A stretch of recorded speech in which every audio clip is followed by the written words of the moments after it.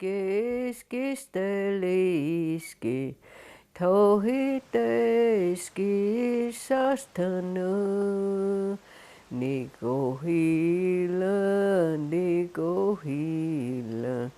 dodagano. The isolation that contributed to the formation of some mountain dialects also helped Native Americans preserve their heritage in the rising tide of European culture. It talks about where the Indians used to use a cloth to make a medicine. When they they had to have a cloth to put their medicine on. And that's what he's talking about on that song.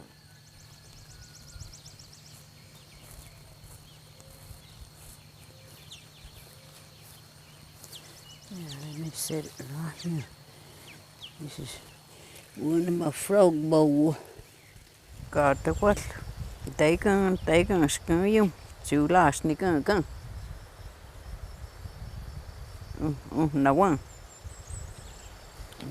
That's how I was making pottery. Yeah.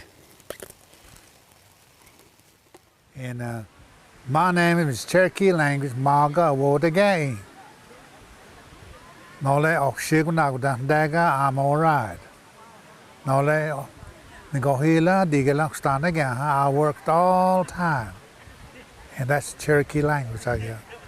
Shia Okshiwuza, Talina Dan Dagaho, I'll see you again. My youngest one, that's all he knew when he first talked, was Cherokee. And he picked up English from these other kids before he even started school. I speak all the time. I don't care if they didn't understand me. I get after them if I speak English. I always tell them I speak in Cherokee.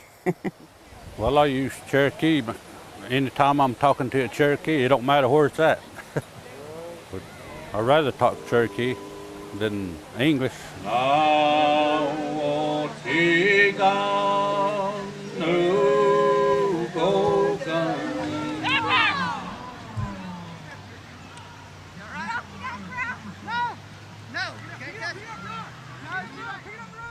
Now, even my grandchildren, I talk to them in Cherokee, and I name them with Cherokee names myself, so I can call them.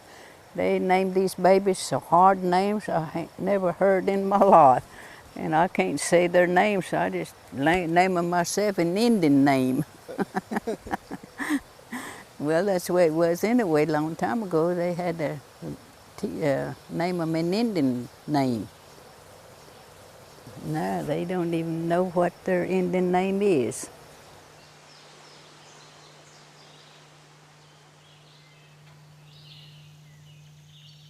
Prior to colonization, the area that would become North Carolina was home to numerous native language groups, including Iroquoian, Algonquian, and Siouan language families.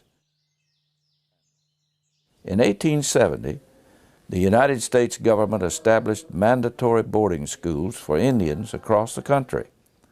Young Indians were forced to live apart from their parents in the federal schools.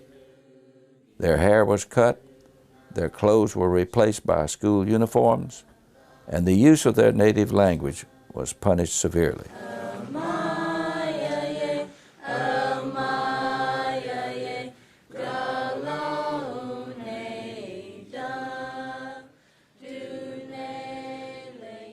All of these children were assigned new English names.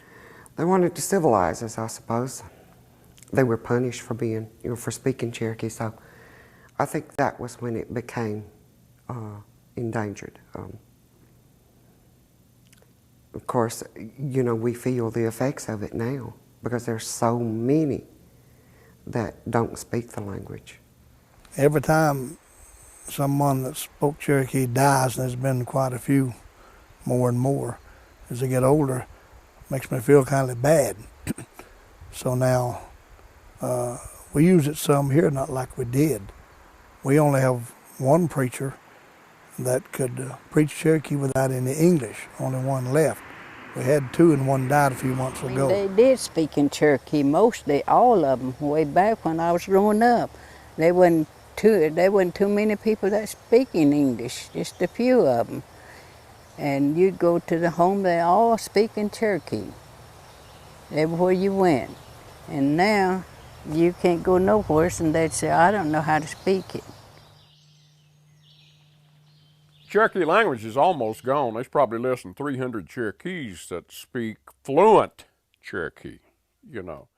When I was a kid, I was very much aware of that cadence in the craft shops. I worked in the craft shops down there from the time I was 14. It's probably against the law. Clear up to when I graduated from college. I go back in the summer and work down there in the summer when I was in college. There's an awful lot of fake Cherokees now, guys making a good living pretending to be Cherokees that are really extroverted and sort of show people. You can usually identify a fake Cherokee by his name. If it's a beautiful name, Floating Eagle Feather, Snow Bear, beware, beware, beware. Because the Cherokee names, there are some colorful ones, but what you hear more often is Tune-Eye, Crow, Big Meat, Smoker, Stomper, Swimmer.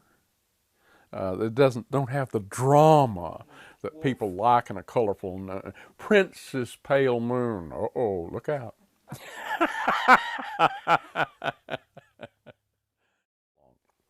Of course, there's a genuine effort in Cherokee to give you the true Cherokees, but lots of times the tourists aren't interested in that. They want bloody tomahawks and scalping, and they want what they're accustomed to off of the TV. They want to see Deer Slayer right there on Main Street, And if you tell them that the Cherokees were sophisticated and agrarian, they raised cotton, they had their own alphabet, syllabary, their own newspaper back in the 1820s, they get bored. That's not really what they want.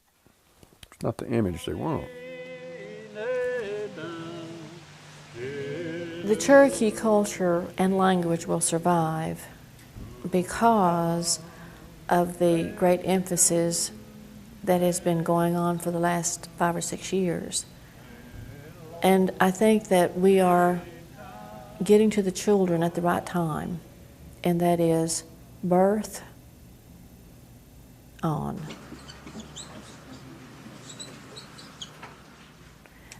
Language is culture. And culture is language. That's who we are. Our language is who we are. Once you start learning the language, it branches out to all other areas, history, culture, traditions. So when they're learning the language, they're learning, everything about the Cherokee people as well. Not many of us can fully say things like the older people can, but we're learning, which makes it better.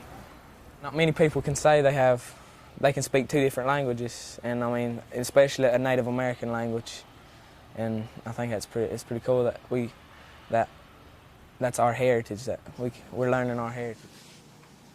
Well, no offense, but if you see white people and stuff, talk to each other about them and they don't know. I don't know, it just kind of feels good to have our own language that nobody else can understand.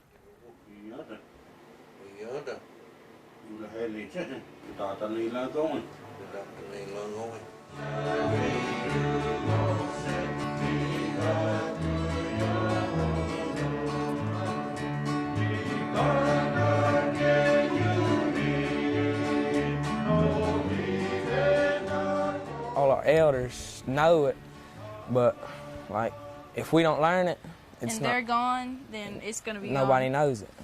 So if we don't learn it, nobody know it, and it's like our heritage is gone.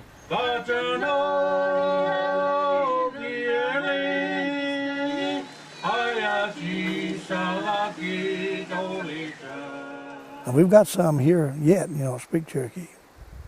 In the 40s and 50s, no kids that speak Cherokee. But they're learning, they sing, the kids catch on quick.